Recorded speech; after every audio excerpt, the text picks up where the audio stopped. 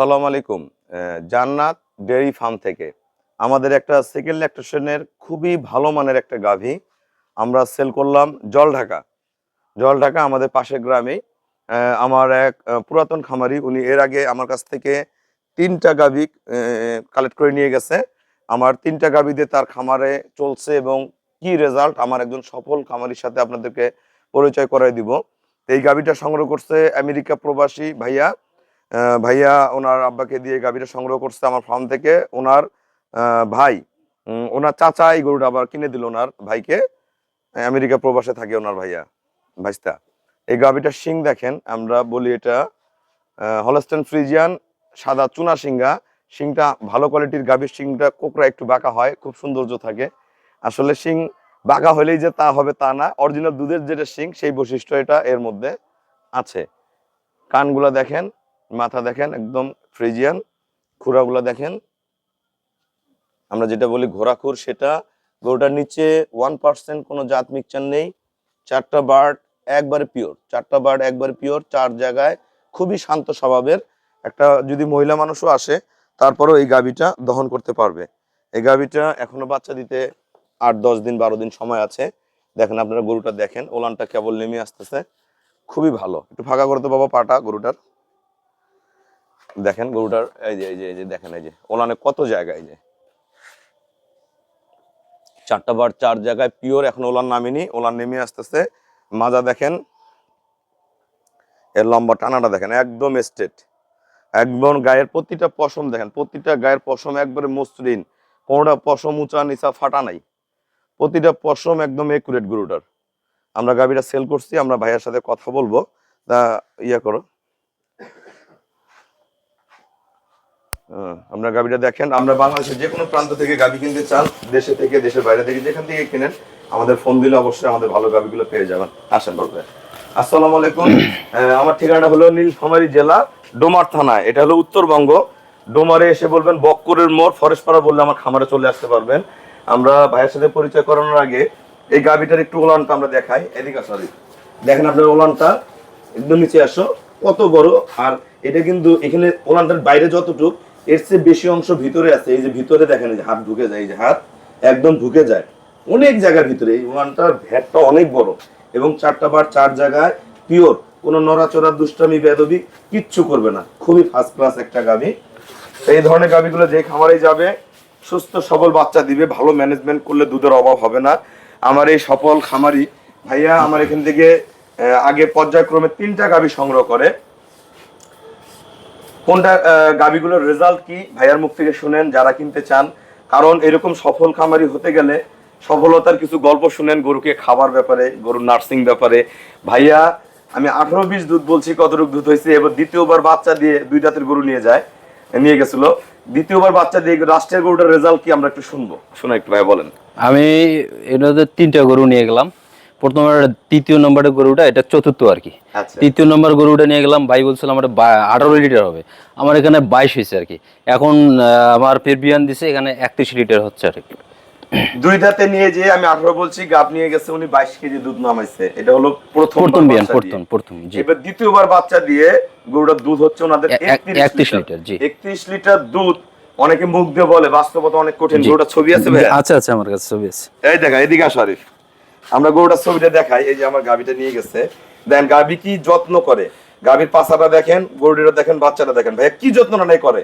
এরকম যত্ন করলে রত্ন মিলবে, এরকম যত্ন করলে রত্ন। ভাইয়া গরুর মধ্যে শ্রম দেয়, নিজে গরুকে খাওয়ায়, গরুর ভালো মন্দ বোঝে, গরুকে কখন কি খাবার দিতে হয়, গরুর বাচ্চা কিভাবে মানুষ করতে হয়।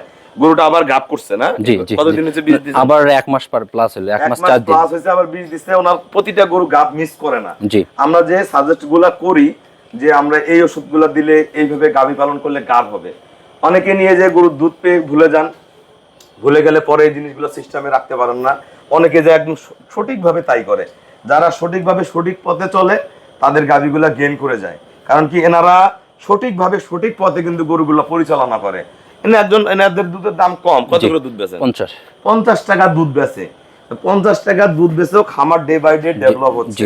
আর আপনারা যারা বড় জায়গায় থাকেন, বড় বড় শহরে থাকেন, 60 টাকা 80 টাকা 100 টাকা মতো দুধ বিক্রি করেন, আপনাদের তাও লস হয়। কেন হয়? যখন বছর শেষে গরুটা গাব করতে পারেন না, ম্যানেজমেন্ট বোঝেন না, গরুর কখন কি প্রয়োজন এটা বোঝেন না, এই জিনিসগুলা ভাইয়া কিন্তু খুব সিম্পল খাবার দেয়। কি কি দেন ভাই খাবারের মধ্যে? আমি ম্যাশ খাওয়াই, ম্যাশ ফিট, হ্যাঁ, আর একটা পিডেল, আর ঘাস খাওয়াই প্রচুর। আর বেশি কিছু করে না, সামান্য একটু খোল টোল দেই, এতেই আনা পারে। আর কোন ব্র্যান্ড ট্র্যান্ড? হ্যাঁ, ব্র্যান্ড অল্প সামান্য। কতটুক দেন ব্র্যান্ড? এটা আপনার 1 পোয়া মতো হবে। অটো রাইস মিলে দুই ধরনের ব্র্যান্ড হয়, একটা হলো সিল্কি ব্র্যান্ড, একটা হলো ওয়েল ব্র্যান্ড। এখন সিল্কি ব্র্যান্ডটা হলো মাছের খাদ্য। এখন আমাদের বাংলাদেশে যত ফ্যাটেনিং সেক্টর আছে, গাভী সেক্টর আছে, এই ব্র্যান্ডটা নিয়ে গরুকে খাওয়াচ্ছে। এটা খাওয়াইলে গরুর আসলে ডাইজেস্ট ক্ষমতাটা কমে যায়, পাতলা পায়খানা করে। আর ওয়েল ব্র্যান্ডটা খুবই পুষ্টিকর খাদ্য। এটা যদি খাওয়ান আপনারা, পরিমাণে কম খাওয়াইতে হবে। আপনি যদি কোন যে আমি ব্র্যান্ড নিয়ে 3 কেজি 4 কেজি ভুসির মতন খাওয়াবো, তাহলে গরু সহ্য করবে না। আপনি 1 পোয়া থেকে শুরু করে হাফ কেজি পর্যন্ত খাওয়াতে পারবেন। যদি ঘরে পুরানা গাভী হয়, যে 1 বছরের পুরানা গাভী, তাহলে আপনি 1 কেজি পর্যন্ত নিয়ে যেতে পারবেন। তাহলে গরুর শরীর এরকম হবে। আর গরুর সবচেয়ে সুষম খাবার হলো, আমরা যেটা খাওয়াইতে পারি না আমাদের এলাকায়, আমার খাওয়ায় নাই, আমাদের দুধের দাম কম, এটা হলো সয়াবিন। সয়াবিনের খোল যদি আপনারা গাভীকে দিতে পারেন, সর্বোচ্চ আমিষের সোর্স সয়াবিনের খোল। সয়াবিনের খোল দিলে গরুর বডি ডেভেলপ করবে, দুধের কালার ভালো থাকবে, দুধের ফ্যাট বাড়বে এবং গরুটা হেষ্টপুষ্ট থাকবে।